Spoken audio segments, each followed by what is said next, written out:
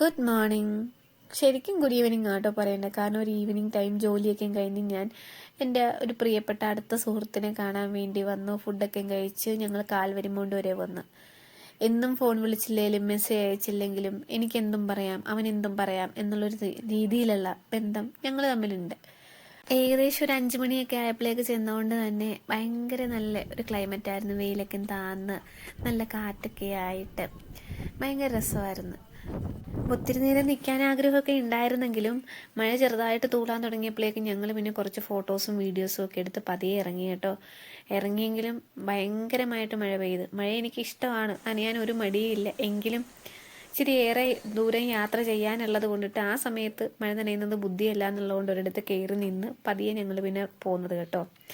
നല്ല കാര്യം കൊണ്ടും ചീത്തക്കാര്യം കൊണ്ടും ചില ദിവസങ്ങൾ നമുക്ക് സ്പെഷ്യലാണല്ലോ. അത്തരത്തിൽ നല്ലത് കൊണ്ട് സ്പെഷ്യലായ ഒരു ദിവസമായിരുന്നു കേട്ടോ ഇന്നെനിക്ക്.